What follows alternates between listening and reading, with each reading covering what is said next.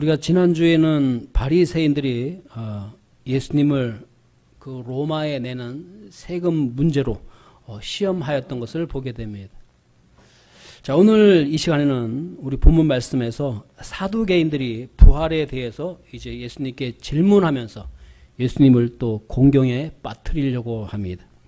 23절에서 보시는 것처럼 부활이 없다고 말하는 사두개인들 이렇게 소개되고 있는데, 이 사두개인들이 그 부활이 없다고 말한 것처럼 부활이나 또 사후 심판 또 천사들을 믿지 않는 무리들이었는데, 그 사두개인들이 예수님께 와서 어떤 질문, 바로 부활에 대한 질문을 하면서 예수님을 공경에 빠뜨리려고 하는 것이죠.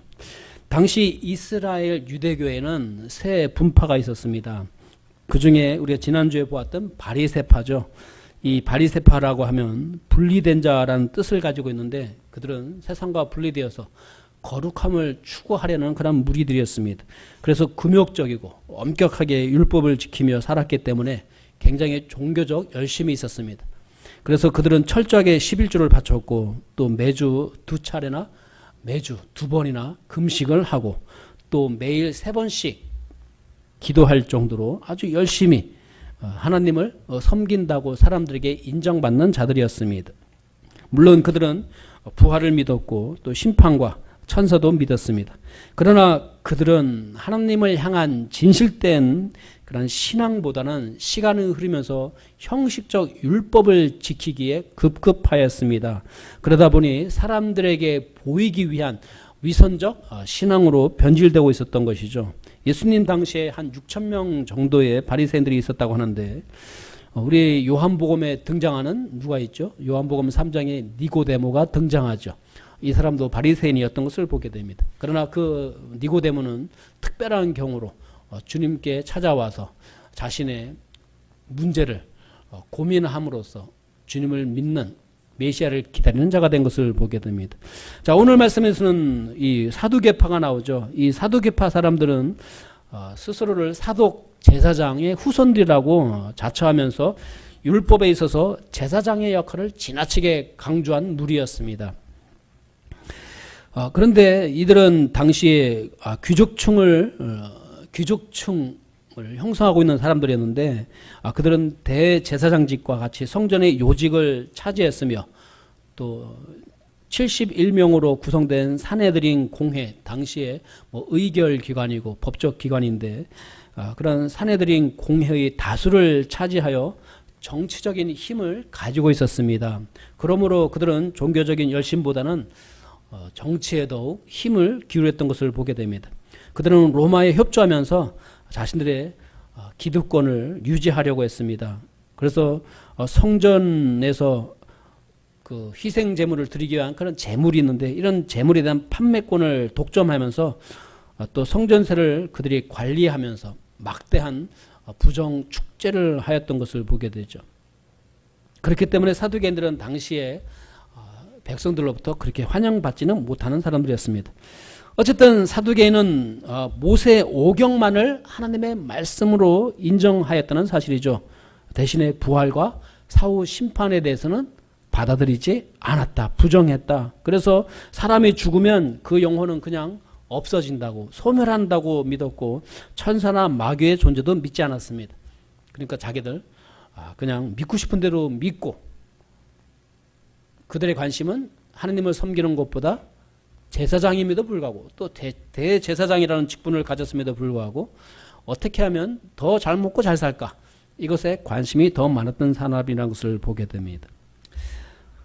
자, 오늘 말씀에서는 부활을 믿지 않던 이 사두개인들이 예수님을 찾아와서, 그래도 그들은 모세오경을 믿는 자들이니까, 모세오경 뭔지 아시죠? 창세기, 출애굽기, 레위기, 민수기, 신명기, 이것만 인정하는 사람들이었기 때문에 예수님을 찾아와서 이제 부활에 대해서 질문하는 모습입니다. 자, 여기서 예수님은 어떻게 답변하시는가, 이 답변을 통해서 우리가 이 사두개인들과 예수님의 주고받는 대화 속에서 우리가 배우고 또 깨달아야 할 영적 교훈은 무엇인가, 함께 은혜를 나누기 원합니다. 먼저 첫 번째, 사두개인들이 이런 질문을 했죠. 24절부터 28절 말씀 보니까 선생님이요 모세가 이르기를, 그들은 모세오경을 믿으니까 모세가 이르기를 어떤 사람이 아이 없이 죽으면 그의 동생이 그의 아내와 결혼하여 자기 형에게 씨를 일으킬지니라 하였나이다. 한편 우리에게 7 형제가 있었는데 첫째가 장가들었다가 죽었고 자식이 없으므로 자기 아내를 자기 동생에게 남겼으며 둘째와 셋째도 마찬가지였고 7째까지 그렇게 하다가 맨 마지막에는 그 여자도 죽었다 이 말씀이죠. 그런데 그들이 다 그녀를 아내로 취하였으니 그럼 부활할 때 누가 그 7사람 중에 아내가 되겠는가? 라고 예수님께 여쭙고 있습니다. 헷갈리겠죠. 자, 이 땅에 살고 있는 동안 원래 큰 아들이 이제 결혼했단 말이에요. 그런데 그만 아이를 남기지 못한 채 아이를 낳기 전에 죽고 말았어요. 그래서 둘째 동생이 있는데 이 동생이 또 이제 형수와 또 결혼해서 또 대를 이으려고 했는데 또 안 되고 그래서 7째까지 갔다 이 말씀이에요. 자, 그러면 나중에 다 죽었어요 이제. 그러니까 주님 오시는 날에 다시 살아날 텐데 그러면 누가 그 여자는 누구의 아내가 되어야 되겠습니까? 라고 여쭙다 이 말씀이죠. 자, 이 사두개인들이 질문하는 그 배경은 무엇과 연관되어 있느냐? 여러분, 이 계대 결혼이라고 하는데 이것과 깊은 연관이 있습니다. 특별히 우리가 먼저 기억할 것은 사두개인들은 죽은 자의 부활 또 사후 심판에 대해서 받아들이지 않는 자들이었어요. 부활에 대해서 믿지 않는 자들이 예수님께 부활에 대해서 질문하는 그 자체가 벌써 어폐가 있는 것이죠. 그래서 예수님께 부활에 대한 질문을 함으로써 모세의 율법을 통하여 예수님을 뭔가 어렵게 하려고 공경에 빠뜨리려고 했다 이 말씀이죠. 사두개는 예수님과의 어떤 신학적 논쟁을 하게 함으로써 죽은 자의 부활을 부정하는 자신들을 합리화시키려고 하는, 왜냐하면 대답하기 어려운 질문을 함으로써 그들이 부활을 믿지 않는 것이 정당하다, 이것을 사람들에게 드러내고 싶었던 것 같습니다. 그래서 사두개인들은 부활과 계대 결혼이라는 주제를 가지고 예수님을 곤란하게 하고 있는데, 이 당시에 이 계대 결혼이라는 것이 무엇이냐? 이 고대 근동 문화권 내에서 행해지던 그러나 풍습이었던 것을 보게 됩니다. 죽은 형제에게 자손이 없을 경우 그 대를 이어가야 하는데, 옛날엔 대를 이어가는 게 굉장히 중요한 거 아니었겠습니까? 우리나라에서도 보면 대를 잇는 것이 아주 가문의 중요한 거 아니겠습니까? 그렇기 때문에 대를 이어가기 위해서는 죽은 자의 남은 형제가 그 미망인과 결혼하도록 합니다. 특히 이는 가계의 보존과 또 재산권을 중시하던 당시의 상황 속에서 그런 필요한 풍습이었다는 것이죠. 자, 이때 그 결혼으로 인해서 태어난 아이는 법적으로 죽은 형제의 자손이 되어서 그 죽은 자의 모든 권리를 이어받게 되는 것입니다. 이것이 바로 당시의 계대 결혼이죠. 우리 성경에서 신명기 25장에서 이렇게 계대 결혼과 관련해서 설명하고 있습니다. 제가 말씀을 읽어오면 25장 5절부터 6절까지 읽어오면, 형제들이 함께 거하는데 그들 중 한 명이 죽고 아이가 없거든 그 죽은 자의 아내는 밖에서 남에게 시집가지 말 것이요, 그녀의 남편의 형제가 그녀에게로 들어가 그녀를 아내로 취해 남편의 형제된 의무를 그녀에게 행할 것이며, 이로써 그녀가 낳은 맏아들이 죽은 그의 형제의 이름을 잊게 하여 그의 이름이 이스라엘에서 끊어지지 않게 할 것이니라. 이렇게 신명기에서 말씀하고 있습니다. 그래서 우리가 성경 읽다 오면 이 창세기에서는 유다와 관련해서 이런 일이 일어났음을 보게 되고, 또 우리 룻기서를 읽다 오면 보아스가 또 이런 역할을 했던 것을 보게 됩니다. 이 보아스는 룻에 가까운 친척으로서 기업 물을 자의 의무를 다하기 위해서 룻을 아내로 맞이하여서 죽은 남편인 엘리멜렉의 이름으로 후사를 잇게 했습니다. 자손을 잇게 하였죠. 그 결과 보아스와 룻 자손 중에 누가 태어났어요? 다윗이 태어나게 되었고, 또한 다윗의 후손 중에 메시아가 탄생했단 말이죠. 그래서 예수 그리스도가 탄생하였는데, 이런 계대 결혼의 풍속은 당시에 죽은 형제의 이름으로 후손이 이어지도록 한 것이었고, 더 나아가서는 또 연약한 여성 혼자 남게 되는데 혼자 감당하기 어렵지 않습니까? 부양하기 어렵고, 그렇기 때문에 그 연약한 여성을 돌보기 위해서 가족들이 나서야 함을 또 강조하는 그런 제도였기도 합니다. 어쨌든 사두개인들이 예수님께 찾아온 이유는 부활의 교리가 가져다주는 그런 딜레마를 설명하면서 자신들의 이 믿는 것을 정당화시키려고 하였다 이 말씀이죠. 그들은 부활이 없다고 믿는 것, 그것을 정당화시키려고 했던 것을 보게 됩니다. 그렇기 때문에 부활 때에는 누구의 아내가 되겠는가? 여러분, 부활 때 누구의 아내가 되겠습니까? 첫째가 결혼해서 죽었고 둘째, 셋째, 일곱째까지 갔는데 그럼 주님께서 오시는 그날 부활했을 때 누구의 아내가 되겠습니까? 아무 아내도 아니에요? 아니면 첫째 아내예요? 아니면 막내 아내예요? 네. 네? 아무것도 아니에요? 자, 아무것도 아니라는 그 말은 뭐냐면 사두개인들이 원하는 말이에요. 무슨 말이냐? 아무 관계도 아니다. 죽어서 없어지기 때문에 아무 관계도 아니다. 이렇게 말이 나올 수 있는 것이겠죠. 어쨌든 한번 이것을 머리 염두에 두시고 또 말씀을 또 이어가도록 하겠습니다.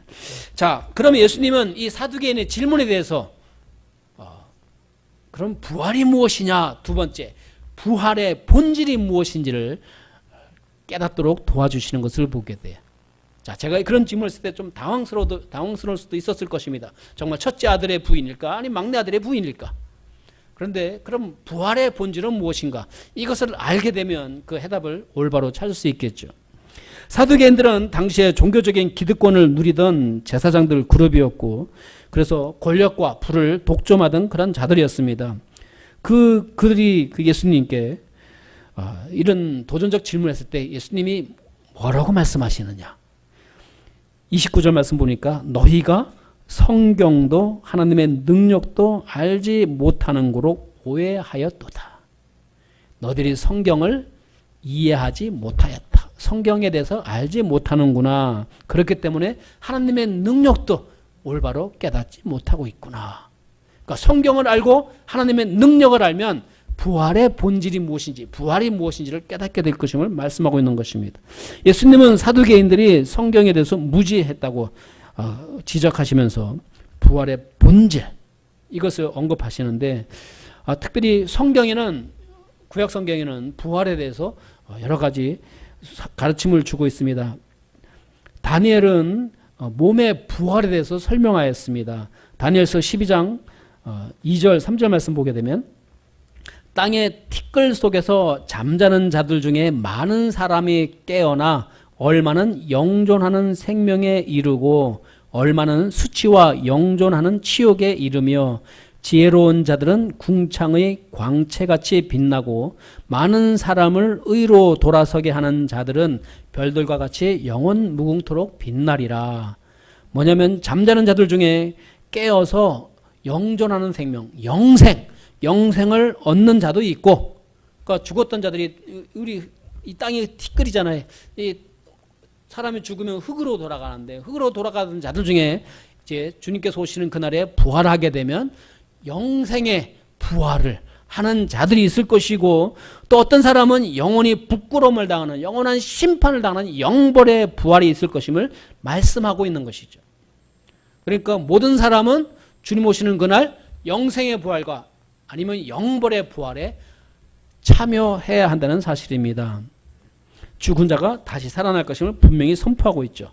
여기서 한 가지 더 우리가 주목하게 되는 것은 지혜로운 자들, 바로 예수님을 영접하고 구원을 얻은, 그래서 영생을 얻은 자들은 하늘의 광채같이 빛날 것이며 많은 사람을 옳은 대로 의의 길로 인도한 자들은 별들과 같이 영원토록 빛날 것이다 라고 말씀하고 있습니다. 여기서도 보면은 잃어버린 자를 찾으러 오신 하나님께서 잃어버린 영혼을 구원받게 하여서 주님께로 돌아오게 하는데 힘쓴 자들, 주님의 일에 힘쓴 자들에게 하나님은 스타가 되게 하실 것임을 말씀하고 있는 것이죠. 이것이 진정한 스타가 아니겠습니까? 아멘? 우리는 이런 스타가 되려는 그런 사실 마음의 욕심이 있어야 돼요. 정말 주님의 이루신 그 아름다운 사랑을 사람들에게 전하여서 정말 잃어버린 영혼이 다 예수님 믿고 천국 갈 수 있도록 여러분들이 기도하면서 힘쓸 때에 주님께서 함께 하시며 여러분의 이름이 영광되게 하실 것임을 믿으시기 바랍니다. 또 욥기에서는 이 욥기서 19장 25절 26절 말씀 보면 이런 말씀이 있습니다. 내가 알거니와 내 구속자께서 살아계시고 또 마지막 날에 그분께서 땅 위에 서시리라. 내 살갗의 벌레들이 이 몸을 멸할지라도 내가 여전히 내 육체 안에서 하나님을 보리라. 이 말씀은 뭐냐면 욥은 자신의 구원자가 살아계시기에 그분이 땅 위에 서실 것에 대한 믿음을 고백하고 있습니다. 그때 자신의 몸이 썩을지라도 후에 부활하여 그 하나님을 뵙게 될 것임을 고백하는 것이죠. 중요한 사실은 우리는 주님 오시는 그날 다시 살아나서 나를 구원하신 주님을 뵙게 된다는 사실입니다. 이것이 구원받은 자들의 산 소망이죠. 시편 16편 10절에 이런 말씀이 있습니다. 이는 주께서 내 혼을 지옥에 남겨두지 아니하시고 주의 거룩한 자가 썩음을 보지 아니하게 하실 것이기 때문이니이다. 이것은 다윗이 고백하고 있는 것인데 다윗은 자신의 영혼을 지옥에 버리지 않게 하시며 주의 거룩한 자이신 메시아가 썩지 않게 하실 것이라고 고백하는 얘기예요. 이것은 뭐냐? 다윗 자신이 부활할 것에 대한 믿음과 메시아가 죽은 자 가운데서 다시 살아나실 것임을, 부활하실 것임에 대한 예언의 말씀을 노래하고 있었던 것이죠. 이처럼 예수님께서 사두개인들이 성경과 하나님의 능력에 대해 알지 못하였기 때문에 그들이 부활의 본질에 대해서 알지 못하고 있음을 지적하고 있는 것입니다. 마태복음 22장 30절 말씀 보면 부활 때에는 그들이 장가 가지도 시집 가지도 아니하며 하늘에 있는 하나님의 천사들과 같으니라. 이건 뭡니까? 부활이 있을 것임을 분명히 말씀하시는데 그 부활 때에는 모든 자들이 주님의 음성을 먼저 듣게 될 것입니다. 그리고 깨어나겠죠. 예수님은 요한복음에서 말씀하시기를 28절 29절 말씀에서 5장 28절 29절 말씀에서 이 말에 놀라지 말라. 무덤 속에 있는 모든 자들이 그의 음성을 듣고 나올 때가 오고 있나니 선을 행한 자들은 생명의 부활로 악을 행한 자들은 정죄의 부활로 심판의 부활로 나오리라 라고 분명히 말씀하고 있습니다. 구원받은 자들은 생명의 부활로, 죄의 문제가 해결되지 않은 악한 사람들은 심판의 부활로 주님 앞에 서게 될 것임을 말씀하고 있는 것이죠. 그리고 부활의 때에는 뭐라고요? 장가도 가지 않고 시집도 아니 가고 하늘에 있는 하나님의 천사들과 같이 된다. 부활하게 되면 새로운 몸을 입게 될 텐데 하나님이 우리에게 주신 이 육체는, 지금 우리가 가지고 있는 이 육체는 이 땅을 살아가면서 생육하고 번성하기 위해서 주신 특별한 몸이에요. 우리를 창조하시고 뭐라 하시죠? 창세기에서 생육하고 번성하라. 그러면 관계가 형성되죠. 그죠? 부부 관계가 형성되어지고 자식을 낳게 되고 그러면서 생육하면서 번성하는 거 아니겠습니까? 이런 관계를 주셨다면 그래서 결혼도 하고 뭐 자식도 낳는 것인데, 그런데 부활의 몸은 이제 우리 지금 이 몸은 어디에 합당한 몸이에요? 이 지구에서 살아가기에 합당한 몸이란 말이에요. 자, 그렇다면 이제 주님이 오시는 그날 영생의 부활로 살아나게 되는데 그 몸은 예수님이 부활하신 그 몸과 똑같단 말이에요. 그 몸은 어디를 위한 삶이냐? 하나님의 나라, the kingdom of God, 하나님의 왕국, 바로 천국에서 합당하게 살아가야 할 그 몸으로의 변화라 이 말씀이에요. 아멘? 그러니까 천국에 합당한 몸, 지금 이 몸은 뭐예요? 이 육신적 삶을 살기 위한 몸이고 그때는 이제 천국에 합당한 몸, 아멘? 영혼과 육이 결합된 천국에 합당한 몸. 그래서 이 제자들이 예수님이 부활한 이후에 부활했음에도 불구하고 그들은 불안감에 떨고 있었어요. 예수님이 정말 부활하셨을까 의심의 마음도 있었고, 그래서 문을 다 걸어 잠그고 제자들끼리 모여있는데 갑자기 예수님이 나타나셨어요. 그전 같으면 예수님 부활하기 전에 몸이라면 얘들아 문 좀 열어줘 아까 들어오실 텐데 문이 다 잠겨 있었는데도 불구하고 예수님이 탁 들어오셨단 말이에요. 깜짝 놀랐죠. 그 얘기를 들었던 근데 그 현장에 도마가 없었어요. 그래서 도마가 이 말도 안 되는 소리지, 유령이겠지 유령, 어떻게 문이 잠겨 있는데 그곳에 예수님이 나타났다는 말이야. 그때 예수님이 나중에 도마도 함께 있을 때 예수님이 나타나셨어요. 그러면서 도마에게 도마야 나를 보고 믿는 자가 되라. 옆구리 이 못자국, 이 자국을 만져보고 너도 믿는 자가 되라 그랬단 말이에요. 자, 예수님 부활의 그 몸은 부활하기 전의 몸과 분명히 달라진 것을 우리는 깨닫게 됩니다. 바로 그러한 몸이다 이 말씀이죠. 그렇기 때문에 천국에 합당한 몸이기 때문에 이 세상에서 맺어가는 관계와 하늘에서 맺어가는 관계가, 맺어야 하는 관계가 틀리다는 사실이죠. 아멘? 왜냐하면 벌써 우리가 주님을 만날 때에 교회는 뭐가 돼요? 신부로서 공중에서 신랑을 맞아듯이 혼인잔치가 벌어지잖아요. 뭔가 영적 관계가 달라졌죠. 하나님과의 관계가, 지금 우리가 하나님과의 관계와 하늘에서 하나님과의 관계는 틀리단 말이에요. 사실은 같은 것이지만, 자, 우리가 하나님을 아버지라고 부르긴 부르지만 그분을 직접 뵈지 못하고 눈으로, 우리 육신의 눈으로 볼 수 없잖아요. 우리 영적 눈으로 밖에 볼 수 없는 분. 그렇기 때문에 우리는 헷갈리기도 해요. 침례 요한도 예수님이 메시아인 것을 사람들에게 선포했음에도 불구하고 그가 어려운 공경에 처했을 때, 아, 당신이 정말 우리가 기다리던 메시아입니까? 이렇게 의심의 마음도 생겼단 말이에요. 그것이 우리의 신앙생활의 모습이죠. 우리는 육신의 몸과 또한 이제 이미 영생의 생명을 함께 소유했지만 어떤 게 더 여러분 피부에 와닿습니까? 육신의 건강과 생명이 더 피부에 와닿지 않습니까? 어떤 절체절명의 순간에 내가 더 이상 아무것도 할 수 없다고 생각할 때, 그때 주님께 두 손 들고 두 발 들고 나가서 주님 아니면 나 죽을 수밖에 없습니다 하면서 주님 메어달리지만 내 힘이 있을 때는 내 힘으로 살려고 하지 않습니까? 그렇지 않습니까? 그렇기 때문에 우리의 신앙이 올라갔다가 꾸꾸러졌다가 다시 또 올라갔다가 이런 사이클이 반복되는 거예요. 그런데 천국에서는 그럴 필요가 없죠. 주님을 직접 배우니까 영적인 눈과 육신의 눈으로 직접 뵙는 특별한 관계에 들어간단 말이에요. 그렇기 때문에 이렇게 표현하고 있는 것이죠.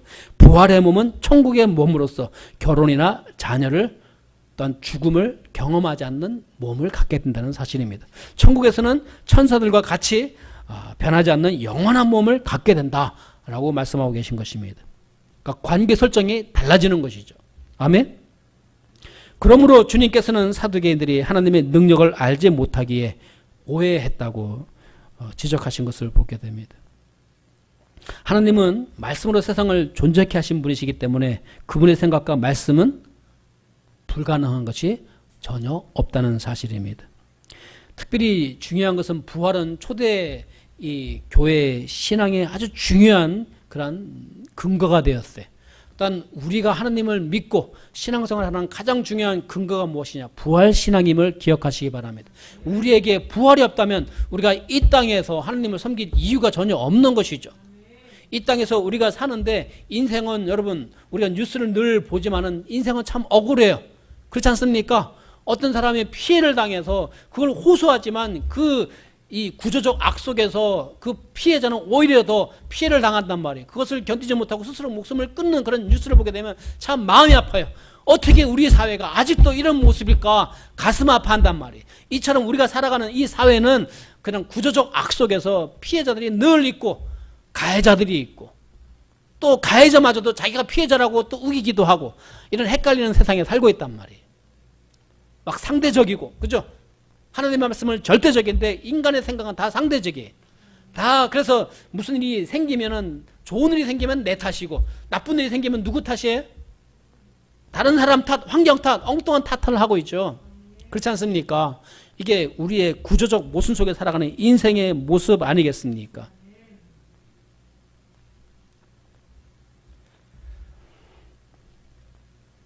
그런데 주님은 부활을 통해서 우리에게 참된 행복이 무엇이고 진리가 무엇이고 그것을 모두 누리게 하신다 이 말씀이죠. 어쨌든 부활은 초대교회의 중요한 믿음이었는데, 그렇기 때문에 예수님의 제자들이 나가서 설교할 때 베드로가 첫 번째 했던 설교가 무엇이냐? 오순절을 했던 첫 번째 설교가 바로 예수님의 부활에 대한 설교였습니다.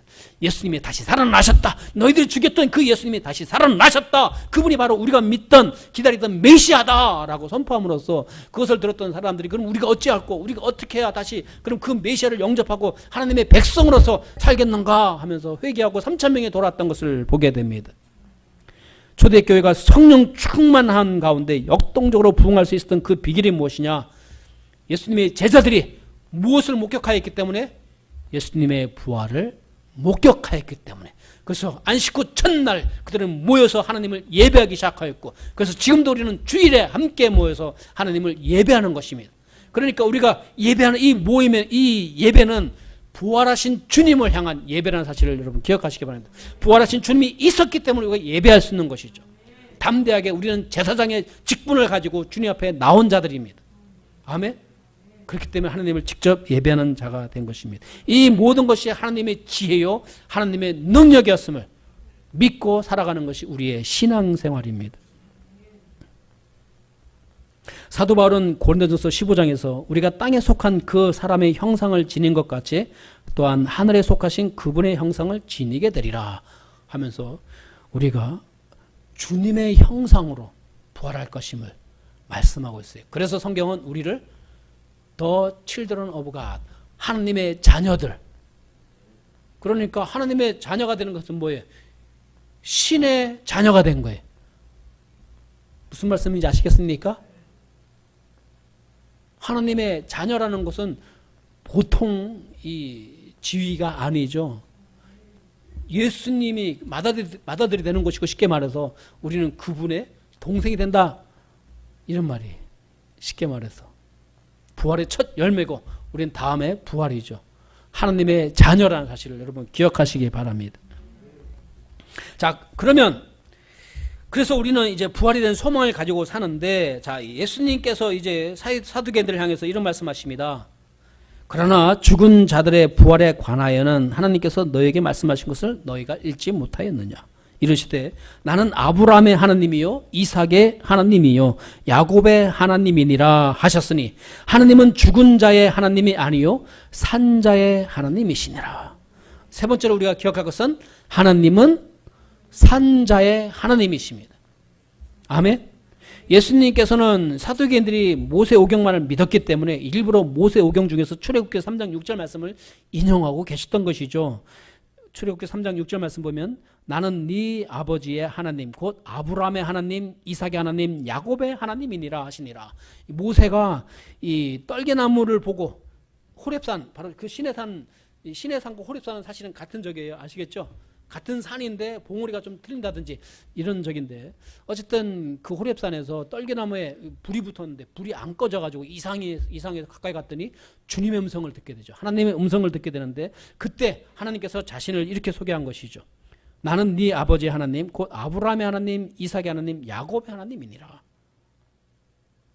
자, 하나님이 아브라함과 이삭과 야곱의 하나님이라고 하실 때에 내가 아브라함의 하나님이었고 이삭의 하나님이었고 야곱의 하나님이었었다라가 아니라 아브라함의 하나님, 이삭의 하나님, 야곱의 하나님이시다라고 말씀하고 있어요. 현재형을 사용하고 있단 말이에요. 여전히 아브라함이 살아있다는 전제하에 이삭이 살아있고 야곱이 살아있다, 그러면서 그들의 하나님이다라고 말씀하신단 말이에요. 하나님은 산자의 하나님이시다.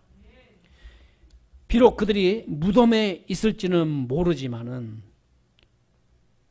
아브라함과 이삭과 야곱은 그들의 영혼은 살아있음을 말씀하고 있단 말이에요. 그렇기 때문에 산자의 하나님이신 것이죠.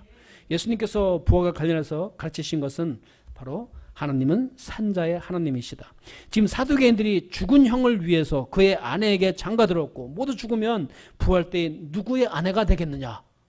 자, 그러면서 그들 스스로도 알 수 없는 그런, 그들이 스스로도 질문하면서 그것에 대한 대답을 사실 궁금해했는지도 모르겠어요. 왜냐하면 그들은 부활을 믿지 않았기 때문이죠.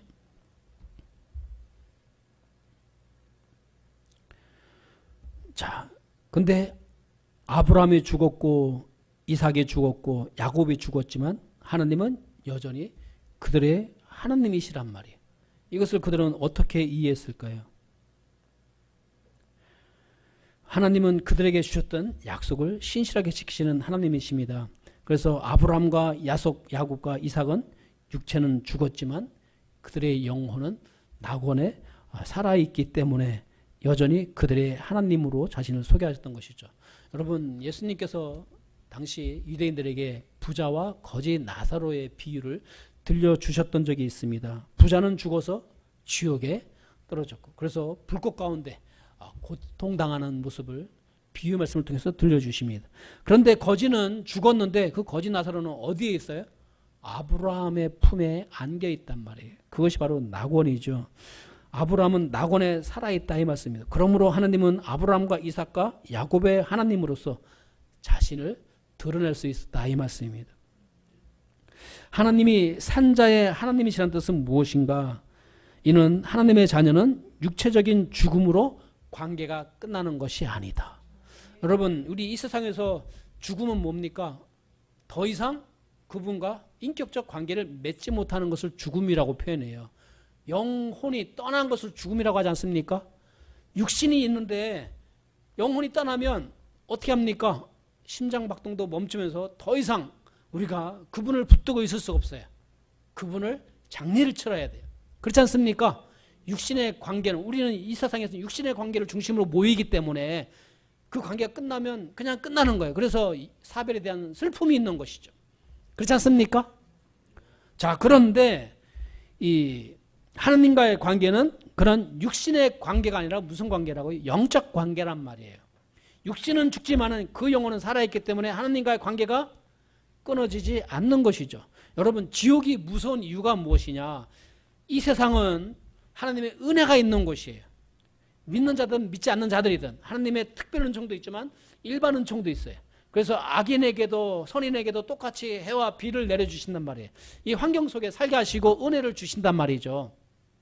그 이유는 뭐냐? 회개하고 돌아오기를 바라시기 때문에 모든 사람이 다 회개하고 하나님 형상대로 지원받았는데 잃어버린 자가 되었으니 다시 회개하고 다시 하나님께 돌아오는 것, 하나님이 바로 고향이란 말이에요. 본향이란 말이에요. 그 본향으로 돌아오기를 기대하시기 때문에 똑같은 은혜를 베풀고 계시단 말이에요. 그래서 죽기 전에 예수님을 마음에 영접하고, 이분이 나의 구원자시구나 하고 영접하게 되면 구원받아서 하나님의 자녀로 바로 잃어버린 영혼이 회복되어서 하나님께로 간단 말이죠. 은혜가 있는 곳이 이 세상은. 그런데 지옥은 뭐냐? 하나님의 은혜가 완전히 차단된 곳이에요. 그래서 지옥은 무서운 곳이죠. 이 세상에는 우리가 고난을 당해도 참고 견딜 수 있어요. 왜냐하면 시간만 지나면 이 고난의 시간이 지나기 때문이죠. 그렇지 않습니까? 그래서 참고 견딜 수 있는 거예요. 그런데 지옥은 참고 견딜 이유가 없어요. 그냥 고통을 당할 수밖에 없는 거예요.